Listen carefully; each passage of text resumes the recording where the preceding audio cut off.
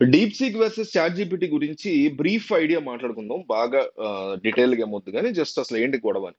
ఇప్పుడు chat GPT అనేది America వాళ్ళ అంటే ప్రభుత్వమే ఆర్టిఫిషియల్ ఇంటెలిజెన్స్‌ని డెవలప్ చేయాలి అనేసి శాన్ ఫ్రాన్సిస్కోలో ఓపెన్ ఏఐ అనేసి ఒక కంపెనీ ఆర్టిఫిషియల్ ఇంటెలిజెన్స్‌కి సంబంధించినటువంటి కంపెనీని అక్కడ ప్రభుత్వం స్థాపించి శాన్ ఫ్రాన్సిస్కో 2015 నుంచి దాని మీద వర్క్ చేసి మొన్న వచ్చింది చాట్ జీపీటీ 1 ఇయర్ అయినట్టుంది మాక్సిమం అటు ఇటుగా.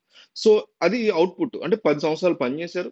దాని మీద ఒక $10 బిలియన్ దాకా ఖర్చు పెట్టారు. ఎన్నో కోటాను కోట్లు దాని మీద ఖర్చు పెట్టారు. అది వచ్చింది.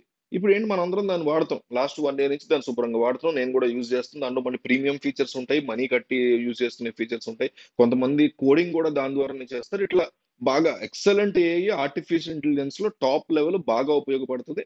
అందరం వాడుతున్నాం బానే ఉంది. అయితే జనవరి 10న మొన్న జనవరి 10, 2025న చైనా వాడు డీప్ సీక్ అనేసి ఒక కొత్త సేమ్ చాట్ జీపీటీ లాగానే ఆర్టిఫిషియల్ ఇంటెలిజెన్స్ మనం ఏదైనా వెబ్సైట్ ఓపెన్ చేసి యాప్ కానీ డౌన్లోడ్ చేసుకుని ఏదైనా క్వశ్చన్ అడిగితే అది కోడింగ్ కావచ్చు, మనకి ఇన్ఫర్మేషన్ కావచ్చు, ఒక బొమ్మ వేసి ఇవ్వడం కావచ్చు, ఇమేజ్ కావచ్చు, ఇట్లా రకరకాలు ఉంటాయి దాంట్లో. ఇమేజ్ ఒక్కటి ఇంకా రాలంతే మిగతా అన్ని వచ్చినాయి. అవన్నీ తీసుకోవడం స్టార్ట్ చేసింది. అయితే కంపేర్ టు అంటే అన్ని విషయాల్లో కంపేర్ చేసుకుంటే ఎస్పెషల్లీ అవుట్పుట్ స్కిల్ క్వాలిటీ విషయంలో కంపేర్ చేసుకుంటే చాట్ జీపీటీ కంటే డీప్ సీక్ అనేది భయంకరమైన పీక్ లెవెల్‌లో ఉంది. అది కేవలం చైనాలో ఒక కంపెనీ తయారు చేసింది. ఇది 2015లో అమెరికన్ గవర్నమెంట్ ఆర్టిఫిషియల్ ఇంటెలిజెన్స్ సంబంధించిన డిపార్ట్‌మెంట్ స్టార్ట్ చేసిన ఓపెన్ ఏఐలోని చాట్ జీపీటీ. ఇదేంటి చైనాలోని ఒక చిన్న కంపెనీ ఒక 200 మంది ఎంప్లాయీస్‌తో $5,000,000 మాత్రమే ఉపయోగించి 2 సంవత్సరాల్లో తయారు చేసి ఇచ్చినటువంటి అవుట్‌పుట్. దీనికి ప్రపంచం నివ్వెరపోయింది. ఎట్లా అంటే జనవరి 10న వీళ్ళు స్టార్ట్ చేశారు. ఇదిగో డీప్ సీక్ అని పెడుతున్నది చైనా అని తీసుకొచ్చి పెట్టారు.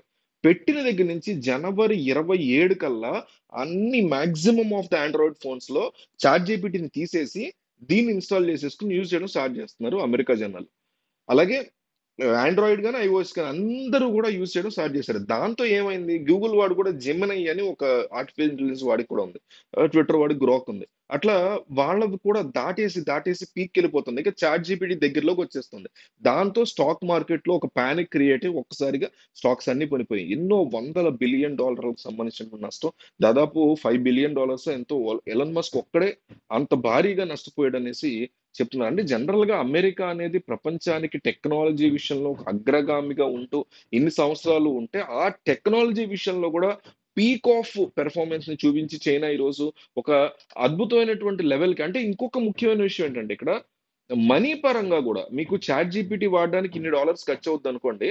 మనీ పరంగా గూడా డీప్ సీక్ చాలా తక్కువ ప్రైస్‌లోనే ఇదంతా ఈ క్వాలిటీ ఇవ్వటం.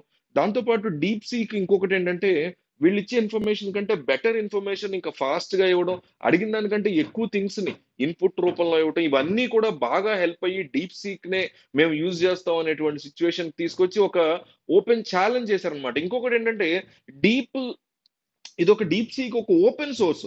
ఆల్రెడీ ఉన్న ఇన్ఫర్మేషన్ మనం మార్చలేం గానీ, కొత్తగా ఏదన్నా మనం అందులో ఇన్‌స్టాల్ చేయాలనుకుంటే, అది అది పక్కా ఇన్ఫర్మేషనా కాదా అని చెక్ చేసుకునేటువంటి అధికారం గూడా మళ్ళీ ఆ అవకాశం గూడా దానికుంది. ఆ కైండ్ ఆఫ్ ఫీచర్ గూడా దానికుంది. దాన్ని కూడా ఇన్‌స్టాల్ చేసి పెట్టడం వల్ల ఓపెన్ సోర్స్ ఎవరైనా ఒక డెవలపర్ దీంట్లో ఏదైనా కొత్తది యాడ్ చేయాలనుకుంటే, వాడు ఓపెన్ చేసి దాన్ని హ్యాపీగా యాడ్ చేసేయొచ్చు. దాన్ని అప్రూవల్ తీసుకున్నది ఓకే అవుతది వాళ్ళ ద్వారా. అది వేరే విషయం. బట్ ఓపెన్ సోర్స్‌గా ఇవ్వడం వల్ల any developer can work on it. ఆ కైండ్ ఆఫ్ అన్ని ఇచ్చి ఒక ఛాలెంజ్‌ని వీళ్ళు విసిరారు.